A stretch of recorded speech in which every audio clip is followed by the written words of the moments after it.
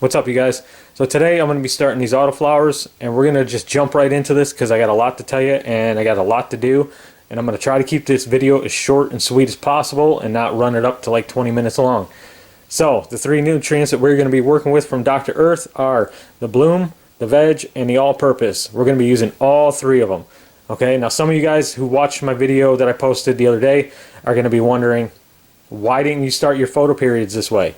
Well, I'll explain all that later. Photo periods can be started different than autoflowers. Actually need to be started different than autoflowers because autoflowers uptake nutrients at different levels and different speeds, because once they come up out of the dirt, they're on a timer and that's it.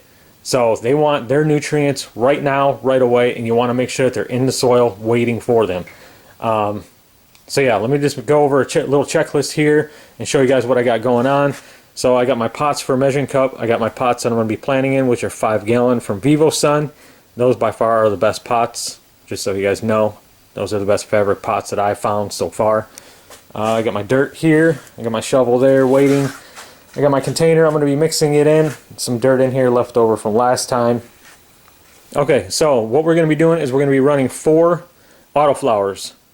So I need a total of 20 gallons of medium.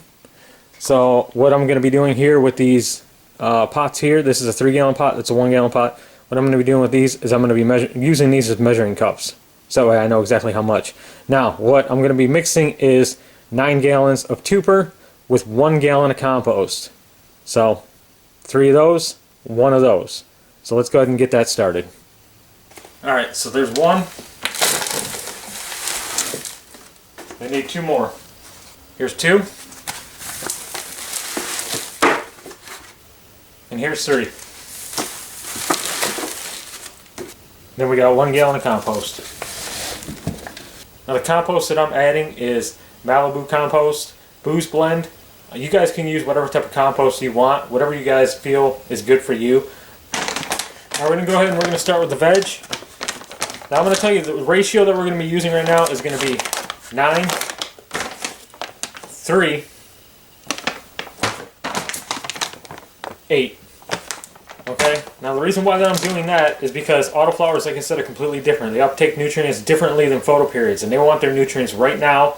And some autoflowers will actually go into flowering 2 weeks into growth. So you want to make sure that that soil that you prep for them is fully loaded with nutrients, so they're ready to rock and roll when they're ready to go. Because they're on a timer, they're set, they're going to go when they want to go, not when you want them to go. They're completely different from photo periods. So you guys want to make sure that you do exactly what I'm doing here. Now, it doesn't matter if you guys tweak your formula. It doesn't matter. You guys can do whatever you want, whatever you guys feel you want. If you guys feel that you should be putting more of this in there, then put more of this in there and less of the others.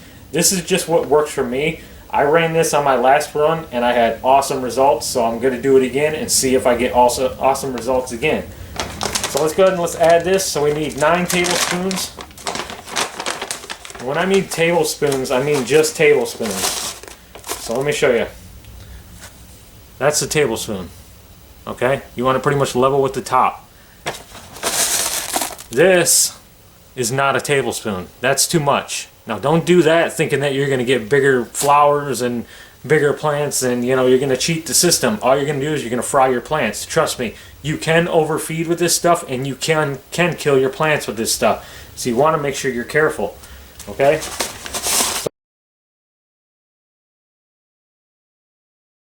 Now I'll move on to the all-purpose. We just need 3 scoops of that. Alright, so some of you guys are probably wondering why I'm adding this stuff instead of adding more of this or adding more bloom. Well, that's because there's a lot of calcium in this, and what I'm doing is I'm trying to dilute the calcium in the veg. Okay? There's quite a bit of calcium in here, so I'm pretty much just diluting it with this. Now I need 8 scoops of the bloom. Okay, before I get this mixed up, I'm going to go ahead and put the ratio up on the screen so you guys can see it real fast and let you guys know that I added 20 tablespoons total to 10 gallons of medium. Okay, so I have 10 gallons in here and I mixed in 20 tablespoons. So 2 tablespoons per gallon is what we're going for. Even tablespoons, like I said, not heaping piles of tablespoons. Alright, so let's go ahead and get this mixed up and let's fill up our first pots.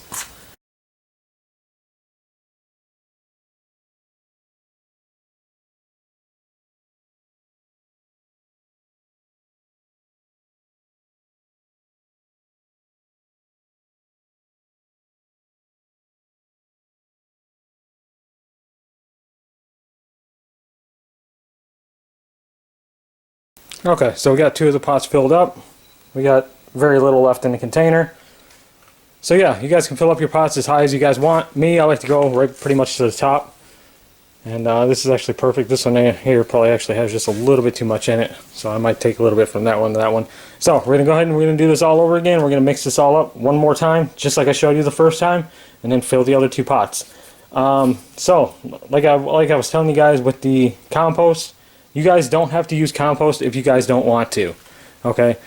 If you guys use compost like I'm using, you run the risk of attracting fungus gnats at a higher rate than you normally would with just this alone, with just 2 per alone. Okay, now fungus gnats, they feed on decomposing material, and they also feed on the roots of your cannabis plant. So if you put compost in there, just be warned, you will attract fungus gnats. If fungus gnats are in your house, they will find a way into your tent, and then you will have a problem on your hands. Okay, and that's a problem you guys definitely don't want to have. So I add compost only because I can control fungus gnats if I get them. I've been through it before, and that's a whole other topic for another video as to how to control them and how to keep them managed if an outbreak does happen. So just so you guys know, we are building life with this soil.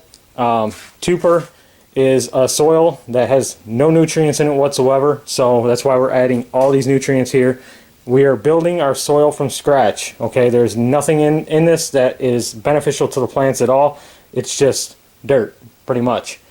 And what we're doing is we're adding all the nutrients in here and giving it life. We're adding the compost to add more life, because the microbes that we are creating with the Dr. Earth love to feed on that compost. So that's why we're adding just a little bit of it to kind of give the microbes a boost to go. And you'll see it pays off. It really does. If you guys can deal with the fungus gnats, Dr. Earth alone is a bug attractor. So make sure you guys, if you guys are outside working, keep your bags sealed up, because if not, when you go back to them a few moments later, there will be a lot of bugs inside of them. Just friendly reminder there. Keep those bags closed. Keep your compost sealed up like I do, because it's out in the garage. I keep it completely sealed up so I know fungus gnats can get in there, so I'm not taking anything into the house, which lessens my chance of getting fungus gnats, but I still have gotten them in the past. So one other thing that I wanted to talk to you guys about was the Dr. Earth. Now the reason why I started this like this, and if you guys watched my photo period video, I started the photo periods in smaller pots, cell pots, but I only added very little of the veg, and I didn't add anything else. Now the reason why I did that is because the photo periods don't demand that much in nutrient wise when they first come out of the soil and they start to grow. Unlike autos want their nutrients on demand when they want them, and they want them now. Not when you're ready to give them to them. They want them when they want them, or they're not going to perform the way that they need to perform. So with photo periods, I got a little bit more time. So that photo period in the small cell pot will be transplanted in a matter of 2 weeks. Now Dr. Earth lasts anywhere from 3 weeks to 4 weeks before you have to re-amend the soil or top dress. So I will be transplanting them in a matter of 2 weeks from them coming up. So the very little nutrients that I put in there is going to be more than enough to sustain them through the first 2 weeks of life. And then when I transplant them, then I'll start introducing some of the bloom and some of the all-purpose fertilizer, and then a lot more of the veg.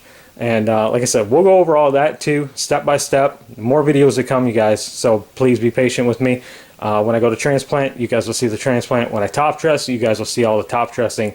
So now some of you guys may have questions as to, can you guys use some sort of soil with nutrients already in it, say for instance Fox Farm or one of them other types of mediums like that. You actually can use that, but you don't want to start off using any of the Dr. Earth whatsoever, okay, because that already has nutrients in it, so that'll sustain your plants for at least the first 3 weeks of life. So after the first 3 weeks, then you can go ahead and start top dressing, okay, in pretty much around the same ratio that I'll be doing in the next video, next autoflower video. Or you're just going to want to top dress after 3 weeks. So you're not going to want to do what I'm doing here. You're just going to want to take the soil out of the bag, put it in the containers, drop your seeds, and away you go. Okay, you're not going to want to do it in my method here.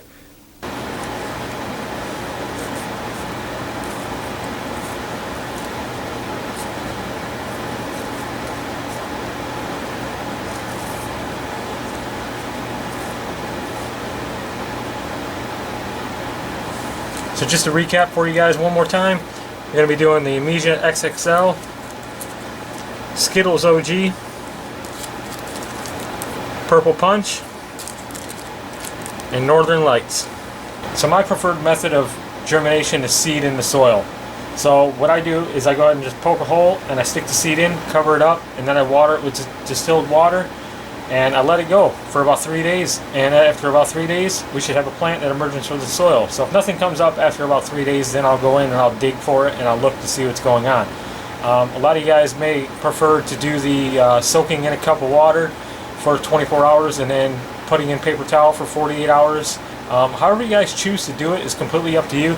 Just remember, these are autoflowers though.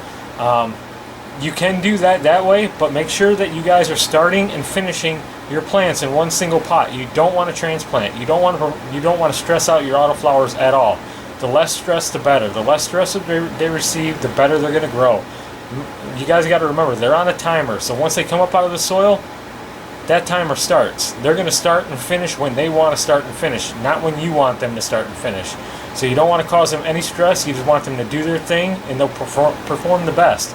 All right, so let's go ahead and get these things planted up here, just like I did before. Poke a hole, and we're going to plant the seed.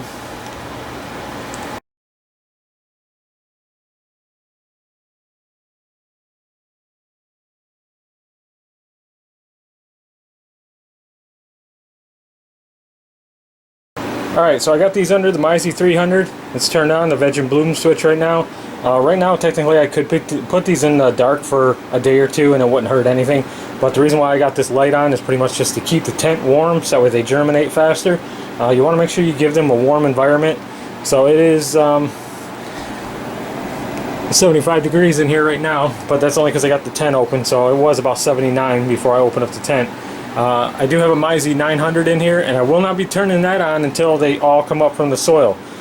So once they come up, then I'll increase the light, but I will leave it just as high as it is right now. Right now it's a good, I don't know, 4 feet from the plants. The Mizey is parked down low right now, probably a good 36 inches to the photoperiods and probably a good 24 inches to the autoflowers. So that'll actually raise up once they come up out of the soil. I will move that up a little bit.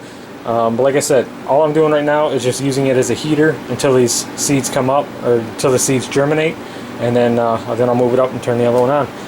But alright guys, that's going to do it for me. I hope you guys enjoyed. Thanks for watching. Thanks for being patient with me. I appreciate it.